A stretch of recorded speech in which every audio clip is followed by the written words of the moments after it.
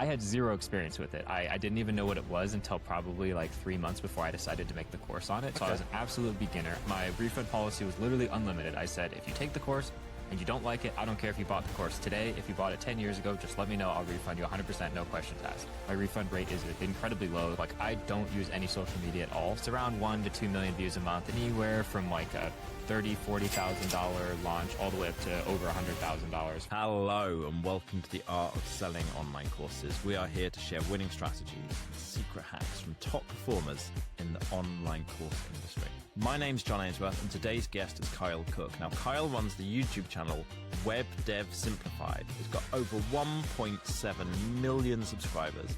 He's been a full-stack web developer for over a decade and teaching web development since 2018.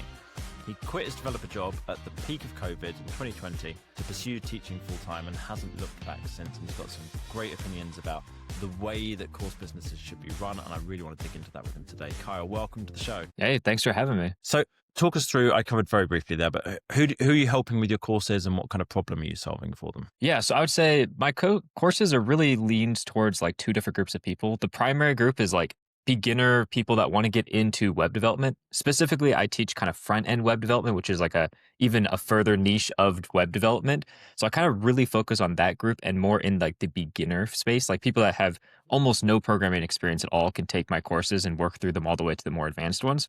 But I do have multiple of my courses with multiple tiers. So I have like a beginner tier and then a more advanced tier. So people can go from that absolute beginner stage and progress all the way to like a more mid-level, intermediate level. So pretty much anything between beginner to intermediate level is really where I focus on with my courses. I think I know, but I'm not even totally sure that I'm right. Can you explain to us who don't know about this, what is front-end web development? Yeah, so I like to explain this for non-technical people. There's two types of web development. There's front-end web development and there's back-end web development. Front-end web development is like the things that you see, like how does the web page look? What are the styles on it? Different things you can interact with on the page. And back-end web development is all the stuff you don't see. So like the database, where the data is stored, all the stuff that happens behind the scenes for authentication. Everything you don't see is back-end development.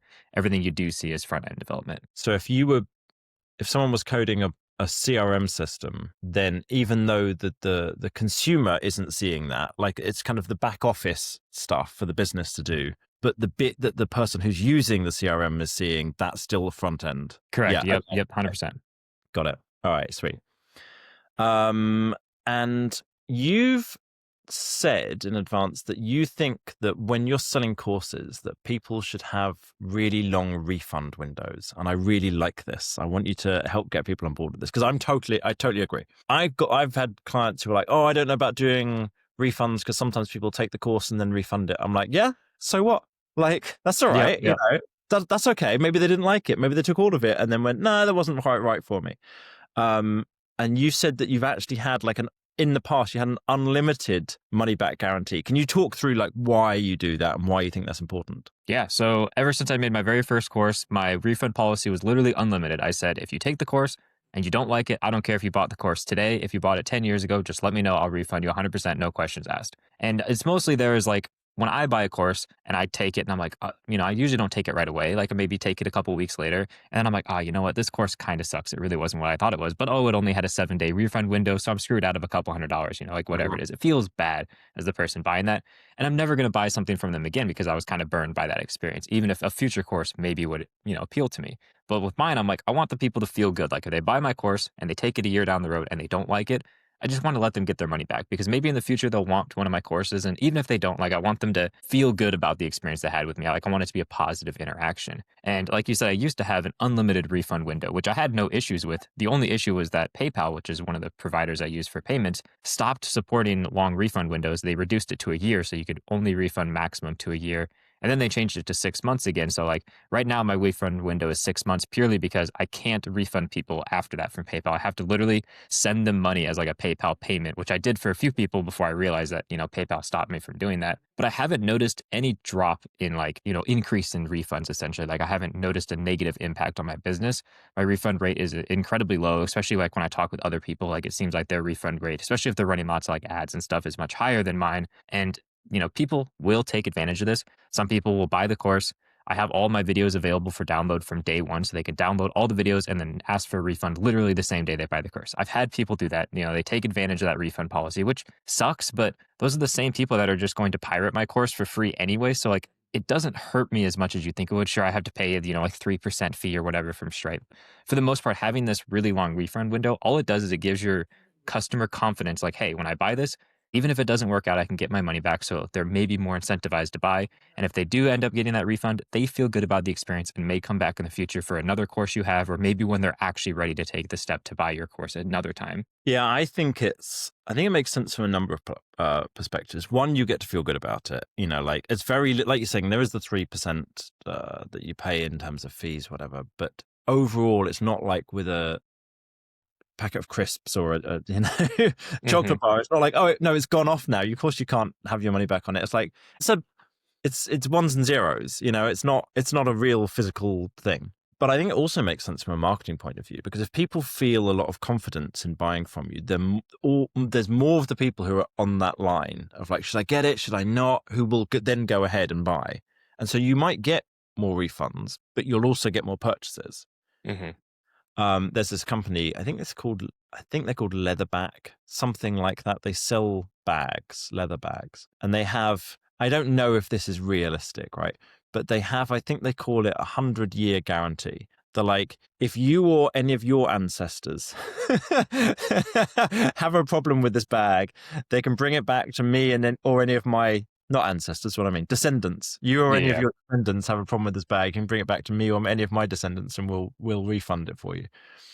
And I just thought that was so like dramatic. It was like, oh, that really makes the point about it. I know Ollie Richards, a friend of mine, he does 365-day money back guarantee on stuff. And he said it just didn't make any difference to the refunds. Like, I mean, most people that are going to get a refund are going to get it within that first, 7 to 30 days, most likely. And anything after that is like very unlikely that someone does refund, but it does give them that confidence when they purchase. So like if you see a 7-day refund window, you're like, oh, I don't know, I have to take this thing really quick. But if you have a 1-year refund window, it's like, oh, I can take my time. Like it gives them more confidence. Something else that you mentioned is you said that you don't think that you have to be an expert to teach something. And in some ways, it's almost a disadvantage being an expert when you're trying to teach people stuff. Could you talk us through about that? Yeah, 100%. The very first course that I taught that I started selling was a course on React, which is like a front end kind of thing that you do in programming. And I did not. JS. Is that the React.js? Yeah, that's what it is. Yep. I've heard of it. This is all it's just like. Yeah.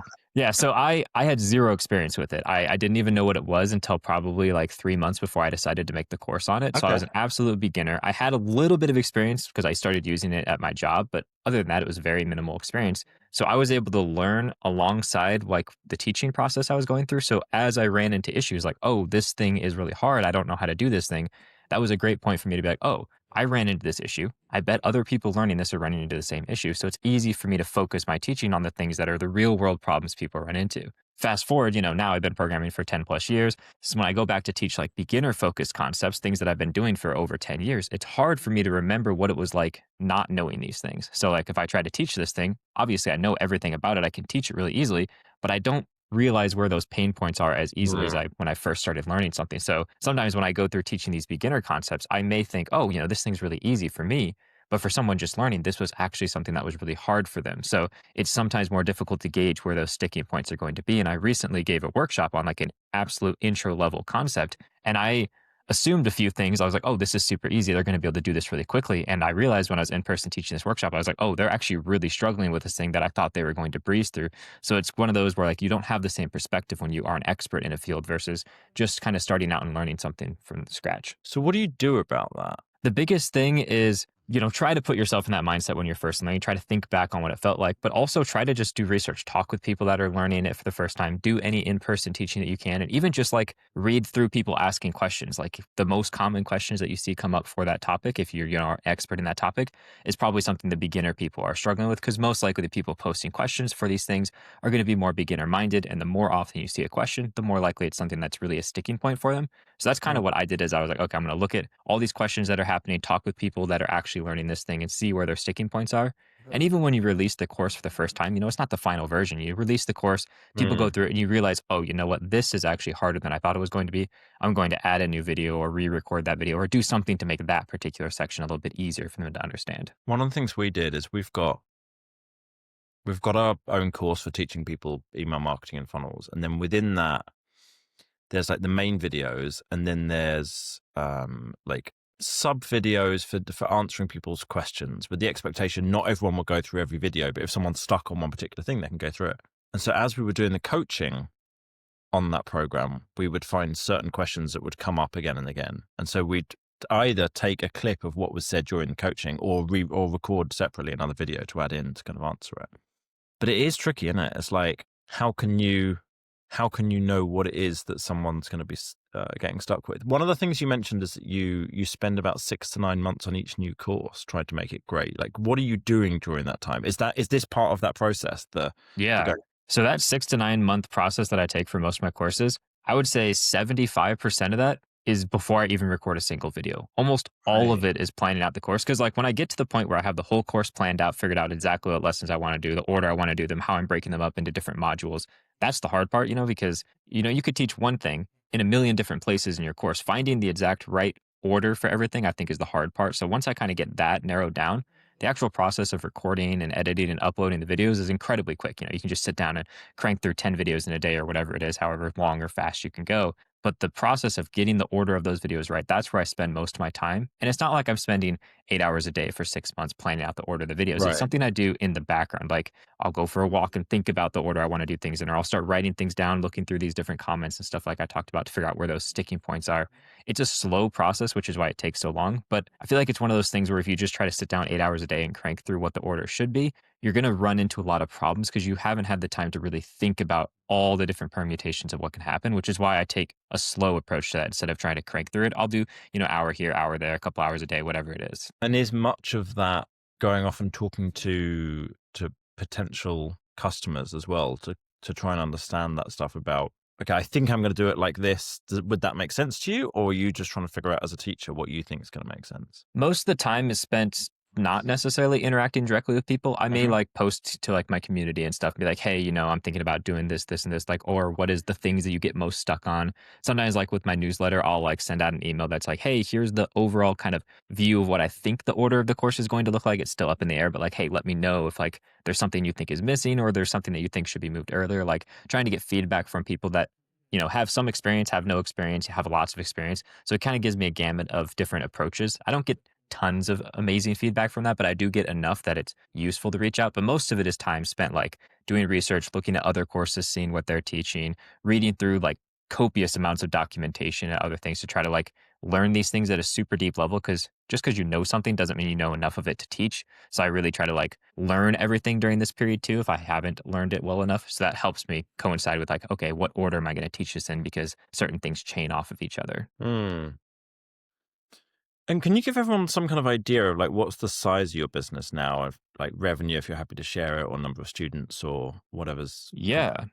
Let me pull over some numbers here so I can take a look at them. So if we're looking here specifically, I'll kind of go through a couple different numbers. So like my email list specifically has a little over 100,000 people on it. I have about 115,000 people on my email list. So a relatively large email list. I did a big cut down recently, so it was closer to 200,000, but I cut, all the inactive people and spam emails and all that different stuff. When it comes to my students, it's a little bit harder for me to track because I have free courses and paid courses, but I have about 58,000 students that includes my free courses and about 14,000 sales for my paid courses. So I probably have around 13,000 or so actual paying customers and then, another 45,000 or whatever it is that have a free course on top of that. Nice. Okay.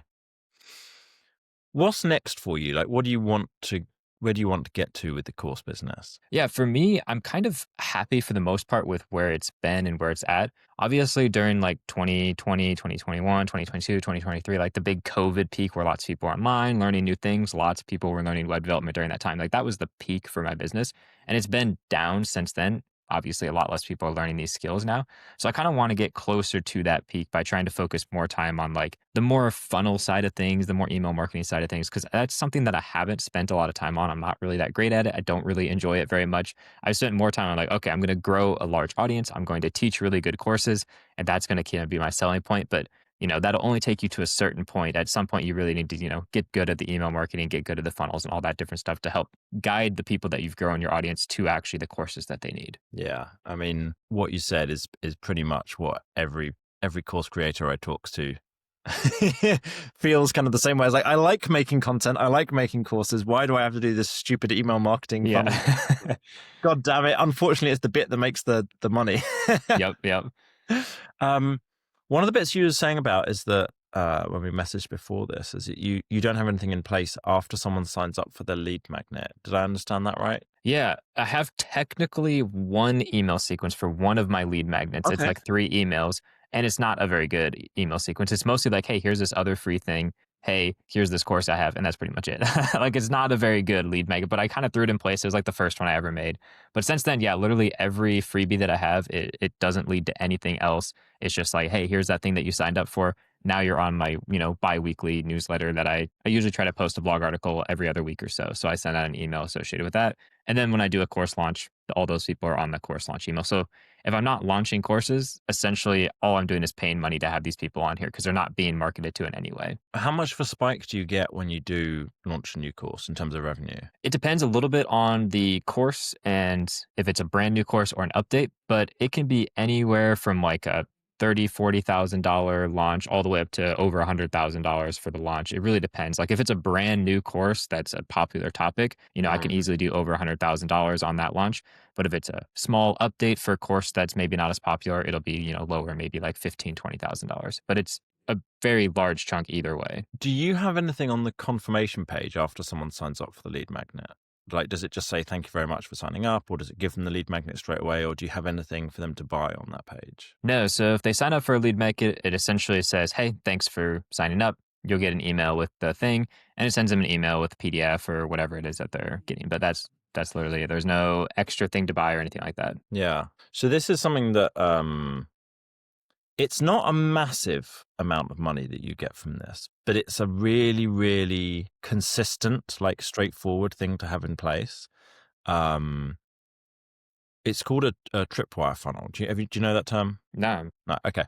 So the idea is you basically have something that's relatively inexpensive that someone can get on that page that kind of makes sense as the next step after the lead magnet, and you have like a great deal if they buy it straight away. So it tends to be something you sell for like $27-$37, something in that kind of ballpark. It varies niche by niche as to how much people will pay, but something kind of like that. And it's really powerful for a couple of reasons. One is the people who've just signed up to your lead magnet, every single one of them will see it. Whereas if you have an email promotion go out, only the people who open the email have even got a chance of seeing the offer, and then only a percentage of those people are going to click on it. So only a small percentage of people will ever see the sales page. Whereas with the Tripwire funnel, having something available there, everybody sees it. And secondly, it's when someone's just signed up for the freebie, the lead magnet from you, they're in a state where they've got a problem quite clear in their mind. Like, oh, I know I need some help with this, and they've just consumed some of your content, watched one of your YouTube videos probably, and then they've said, oh, I want this lead magnet, sign up for it. So they're quite like primed to take some action, and so it gets a really high conversion rate. So it's not going to be one of your more expensive courses, but like you can get between about 3 and 10% of people will buy something at that point. And so we've had clients where they were making, it depends on the number, amount of traffic and everything, but we've had clients who are making $30,000 a month just from the Tripwire funnel. Yeah, that's good. So I'm just trying to think, how many new opt-ins do you get a month at the moment? Let me pull that up and see here. I think you said something like 1 to 10,000, depending on like how many. Yeah. So it looks like passively, I get about 1,000 a month if I do literally nothing. But if I'm like actively promoting a freebie in a video, then yeah, like 1 to 10,000 in the month. It kind of depends on the topic that I'm promoting the freebie for. If it's a more popular one, larger, less popular, smaller, obviously. Yeah. Okay. So let's just do a little bit of maths here then. So if it was 10,000 and you got, let's just say a 7% conversion rate, something kind of middle of the road, and it was $37, but then you had some other offers that went with it that made maybe on average people were spending $50. Oh, that's quite a lot. That's like $30,000. Yeah, that's very significant. I mean, when you said the conversion rate of a few percent, I was like, a few percent is pretty good because some of my freebies have, 80, 90,000 people that have downloaded them. Like, oh man, 2% of that even is a big Yeah. number. It adds up for definitely, because you've got such a big channel. All of these numbers, when you put something through that, it's got like a really high potential. So we had a client in the spirituality space, and they had, I don't know, I forget, like 1 million subscribers ish on YouTube, something like that.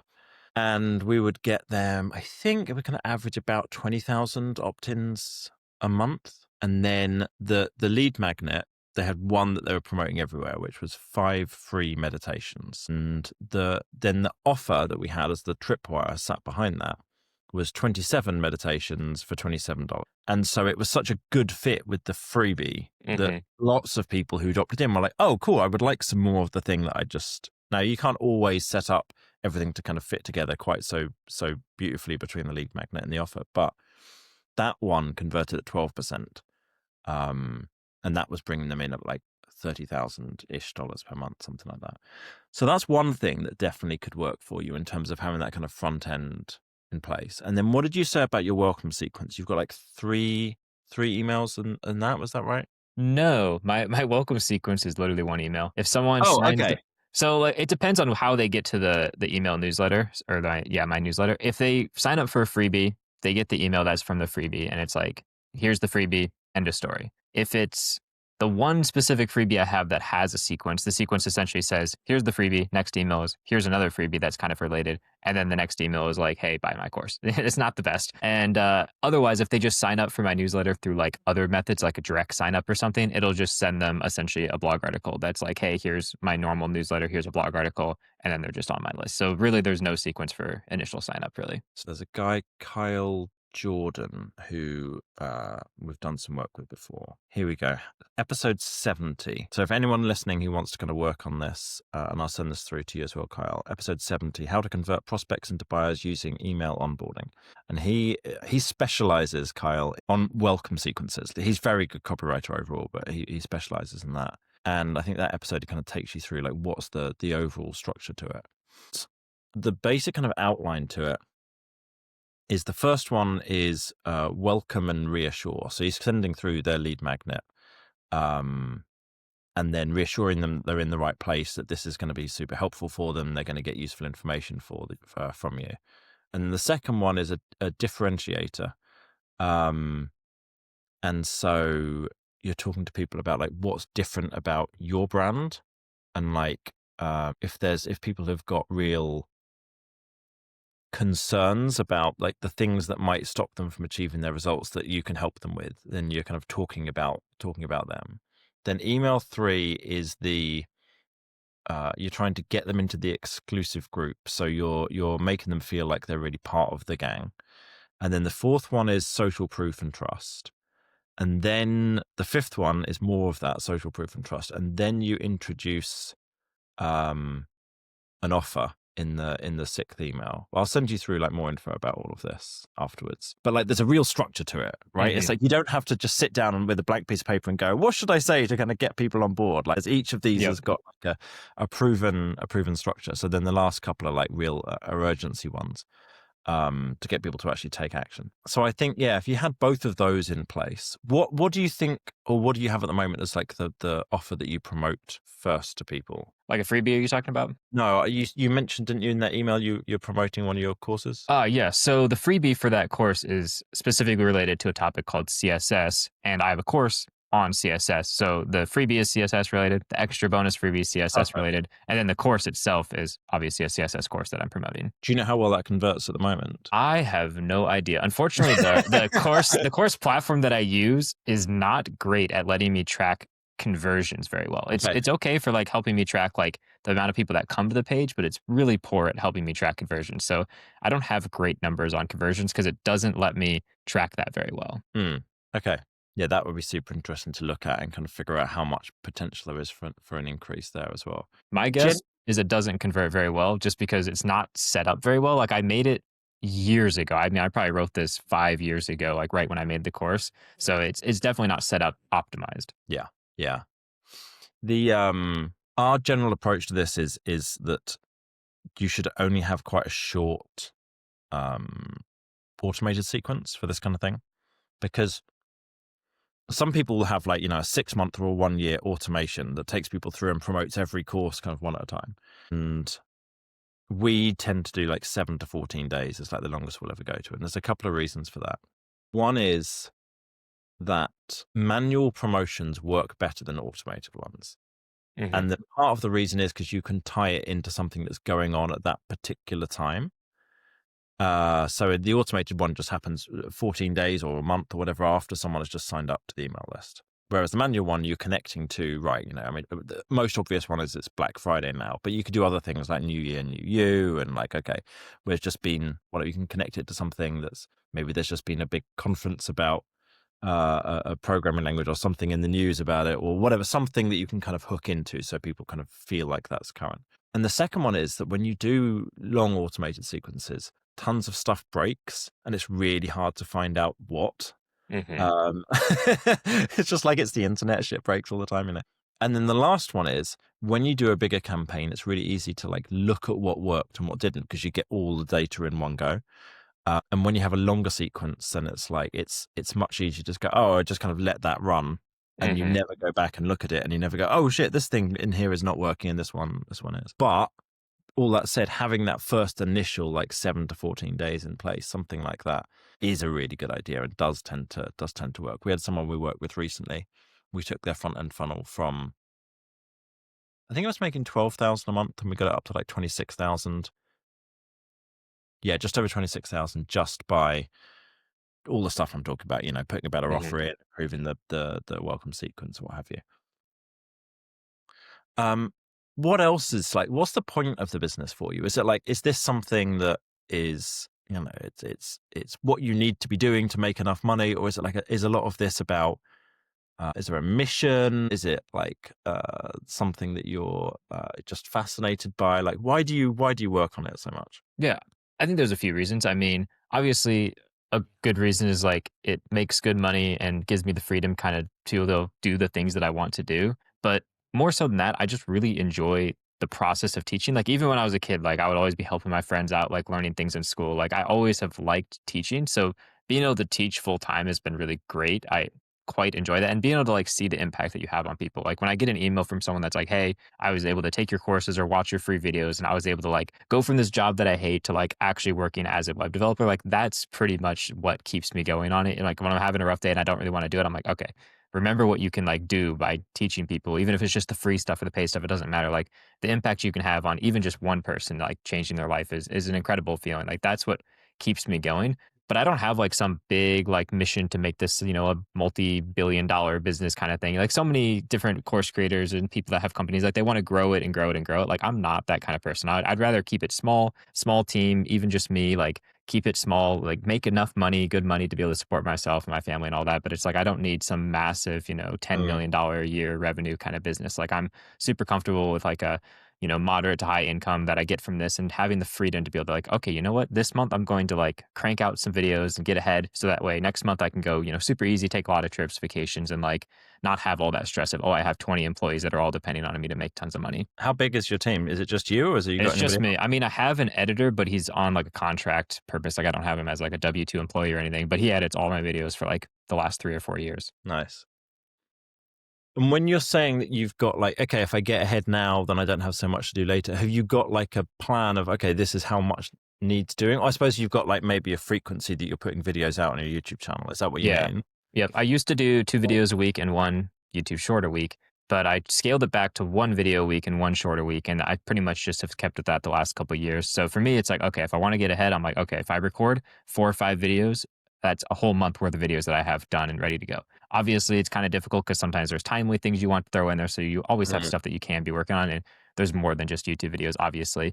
But that can kind of help me be able to get ahead and be like, okay, I'm going to crank out a bunch of videos, get, a couple weeks ahead. And now maybe that opens me up to spend more time working on a course or more time working on an email funnel if I really, hate myself that day and I want to do something, So Oh, it's, God. yeah. So it's one of those things where it's like I can do this work up front to free myself to either do less work or to work on different things. And I think that's really important because a lot of people are like, okay, I could produce 3 videos a week and that's my maximum workload. So I'm going to do 3 videos a week. But it's like, then you have no time for anything else and everything else kind of starts to fall apart. I like to keep my workload smaller. Like I could do more than one video a week, but by keeping it one video a week, that means I have more time to focus on other things and also more time where I'm like, okay, you know what? I want to take a 2 week vacation with my wife. I can throw that in there easily without having to kill myself beforehand trying to get caught up or ahead. And it's obviously working. What are you doing? Like what, 1.5 million views a month or something like that, did you say? Yeah, it's lower now than it was obviously during like the COVID peak, but yeah, it's around 1 to 2 million views a month. It used to be, like 3 to 4 back during, a couple years ago. But again, like I said, Damn, everything's kind of son. lower since That's then. a Yeah. lot. Yeah. Well, especially because my channel was quite a bit smaller back then. So like the ratio between subscribers to views was much higher back then than it is now. But yeah, it's a lot of, now that I don't make as many shorts as I did then, and those get a lot of views. The view to video ratio, if you have more shorts, you get a lot more views a lot easier. So it's like I don't do as many shorts now as I used to back then. So that also decreases the view amount. What's that? Do you have like certain times a year when you're working harder on this and when you're working less? I generally go through kind of like a seasonal approach to work. So Right. usually the fall time period is when I work the least because my wife and I like to take our vacations around fall because, kids are in school, so it's less busy. The weather is usually nice and cool. It feels nice. So like we tend to vacation a lot in the fall time period, but like winter, we don't really go on very many vacations because it's cold everywhere. So I tend to work more in the winter and like even into like the spring, I work a little bit more. And then, summer, fall comes around. I'm like, okay, I want to spend more time outside. I want to do more activities. I want to go on these vacations. So I tend to scale back the workload then. So usually when I'm doing my courses and stuff, I try to do them during that winter, spring period, crank through them during that time, release them sometime in like April, March or whatever. That way I can then take essentially a break after that because those are really high stress, high work periods of time. I was interested by what you were saying about the whole, like what your goal is from the business and how much you need and not wanting to scale almost infinitely. I had Neil Patel on, you know who that is? I've heard the name, but I don't know much about him. Marketing guru type. And so he came on, he was talking about how he used to run a course business and he was making his best ever month. He made over $1 million in the month. That's crazy. And it was too small. He was, Really? he closed the whole course business down because that was too small and he wanted something much better. And now they're doing, his business is doing like, I don't know, $100 million a year or something like this. It's just like, I said to him, like, why? Yeah, exactly. And he's like, it's something like, it's just never feels like enough. Like it'll be cool for a day when I hit a new number and then that's it. And then I'm like, oh no, I need to do more. And I'm like, oh, that sounds tiring. Yeah. I didn't get into it as much with him. I wasn't quite sure whether to ask him more about it or not. But it was fascinating. And I've got this friend, James, and he's been on the podcast before actually. And he runs a course business and he's the most chill person I know. He's so relaxed and so calm. And it's just him and an assistant. And he had a period of time where he decided that he was going to like scale his business. And he like built up a team and started selling higher ticket programs and was running loads of ads and hired a whole bunch of salespeople and whatever else. And I've never seen anyone more stressed than him when he was going through that.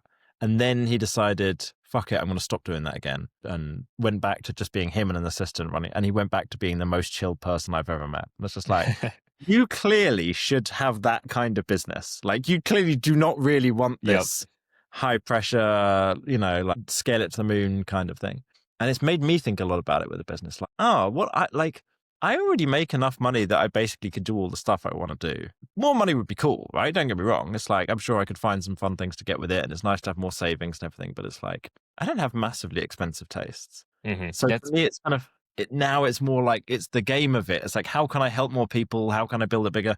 But there's no point in putting myself under lots of pressure in order to do more of it, Mm-hmm. I think that's part of the reason why I haven't spent nearly as much time on like the email marketing and funnel side of things. So it's like, I make enough money to do the things that I want to do, have enough left over to be able to save. Why would I spend my time on the things I don't enjoy when I could spend my time on the things I do enjoy? So like that's part of the reason why I haven't spent as much time on that. And part of the reason why I'm wanting to spend more time on it going forward in the future, because it's like, okay, now that the big COVID boom is over and it's like things that were absolutely massive are scaling back down to normal size, it's like, okay, now I can actually, spend my time on that and see some benefit from it. Because back then it's like, if I made more money, it made zero difference in my life at all. It's like now if I make a little bit more, I'm like, okay, I can actually see a tangible difference to that amount of money versus back then where I was like, I'm making way more than I need. Why would I spend the time on these additional things? Yeah.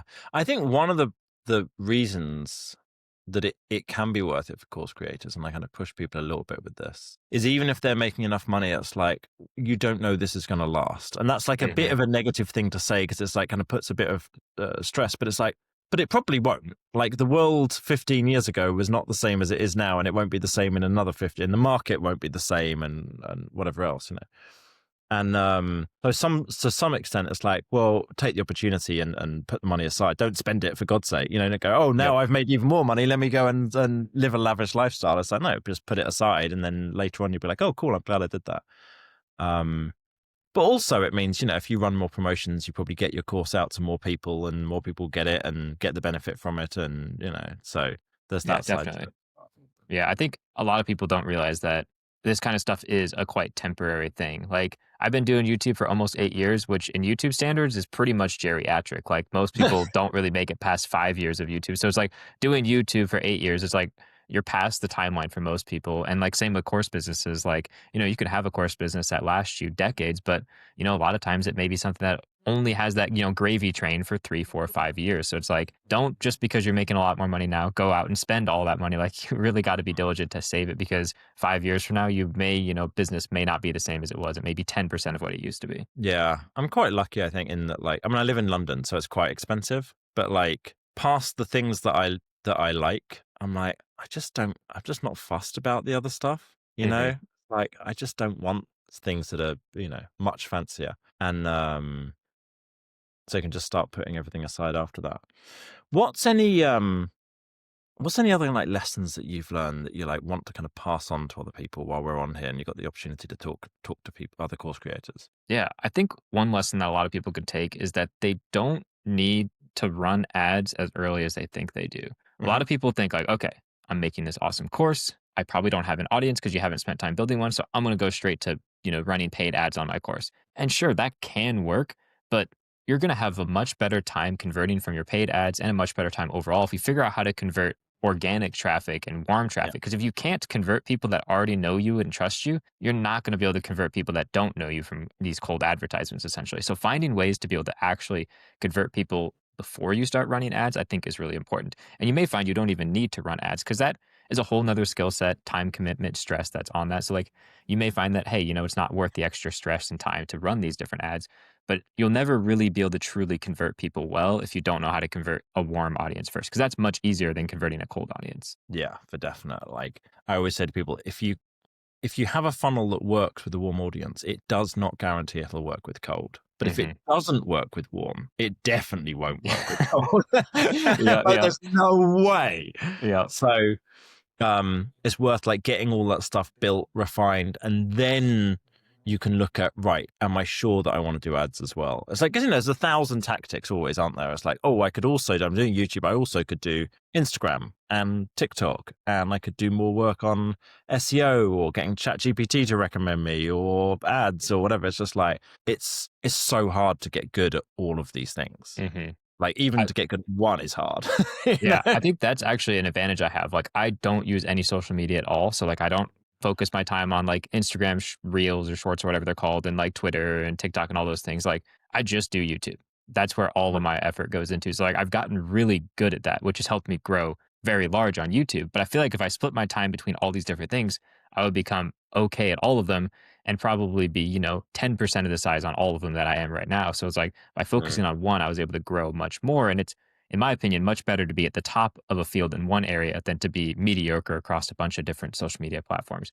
And also, social media I find is a big waste of time most of the time. So like, not being on that is helpful, because it gives me more time to focus on other things. Yeah. And like, your experience in terms of what platform is working is very similar to nearly everybody else we've got on the podcast, and as clients as well. It's like YouTube and courses go together like, what did an American said to me once? Like peanut butter and chocolate.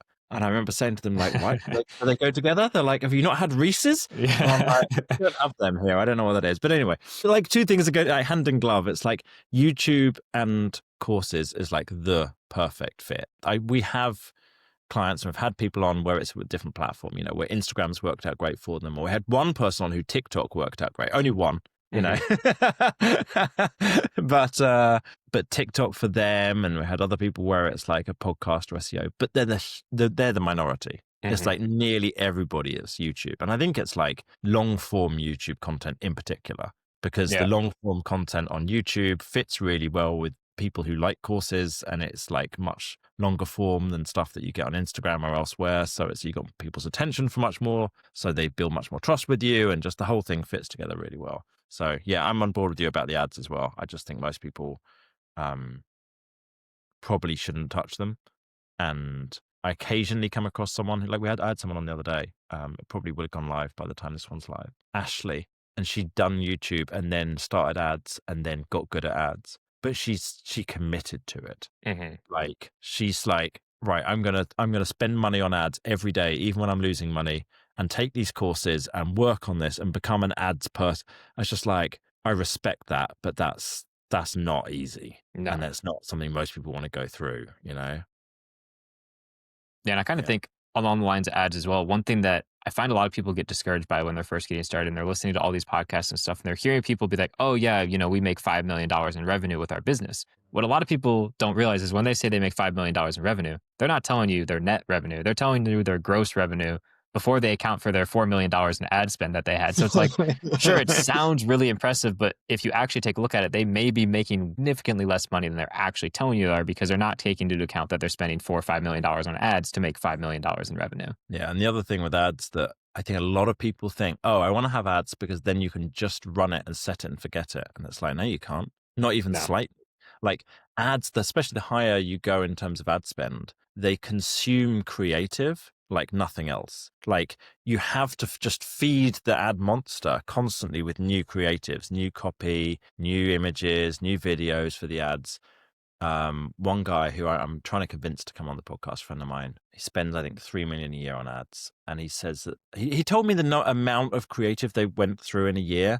And it was such a high number that I'm going to say what I remember, but I kind of can't believe it was true, that it was like 10,000 creatives. And it's like something like that. And I might have remembered it wrong, but it was certainly thousands. And I was just like, that sounds exhausting. Yeah, that's part of the reason I don't want to do ads. It's like, I don't even do the email funnel side of things. Like, that's way easier than doing ads. So it's like, I like being good at teaching, that's what I'm good at. So it's like, if you throw in ads, you also have to become really good at ads. Otherwise, you're not really going to make any money from them. Yeah. I mean, for you in particular, you've got such low hanging fruit with, like, if you ran some more email promotions, had a Tripwire funnel, had a welcome sequence, like, you could probably, I'm just going to eyeball it here, but like 2 or 3 times your revenue. Yeah, and I could see that easily, because it's like, anytime I do a course launch, the revenue I get from that is exponentially bigger than the revenue I get, from just individual days of selling things. Like, so it's like, I could easily see it if I do more launches, because I don't even think I did a single launch last year, like, at all. So because I don't think I made a new course last year. Me so much. Yeah, I mean, most of the time I'm doing like 1 to 2 a year, because I do like 1 to 2 new courses or course updates. But last year I don't think I did anything. So it's like maybe 1 at the very beginning. I don't remember. It's not ideal, I'll tell you that much. And I get it, right? Because that's not your bag. But like, to me, who like is really into email marketing and funnels, and like could just see the money that's being left on the table, that's like, oh, makes my heart hurt. Anyway, this has been awesome. I love what you're doing. It sounds like such a great kind of lifestyle that you've built for yourself.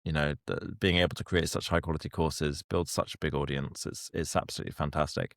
I know that if people want to go check you out, they can go to webdevsimplified.com or Webdev Simplified on YouTube. Is there anything else you want to leave people with? No, I mean, yeah, if you want to check me out specifically to like learn web development, or to see how like a larger YouTube channel is run, that'd be great. If you want to check me out to learn how to sell courses, don't. I'm not going to be teaching you that on my channel. But yeah, if you kind of want to see like, okay, hey, how does a larger YouTube channel, release schedule, thumbnails, that kind of things, like, you can check out my channel. That'll hopefully help you with those types of skills. And then in terms of the stuff that we covered, I want to point people to resources for that. So I mentioned episode 70 was about welcome sequences, and then I talked about tripwires as well. If you want to check that out, then look at episode 102, where me and Josip, who's like the head of funnel strategy at the agency, he and I talked through tripwire funnels, and then we did another 2 episodes on them as well, 125 and 132. So go check those out as well if you want to find out more. And then I'll see if we've got any resources on the website as well for it. Yeah, so if you go to datadrivenmarketing.co/resources, there are Tripwire product ideas there. And no, there's nothing about welcome sequences, but there's Tripwire product ideas on that page, datadrivenmarketing.co/resources. Kyle, this was wicked. I really, really appreciate your time. Thank you so Yeah, much for coming on thanks for today. having me on.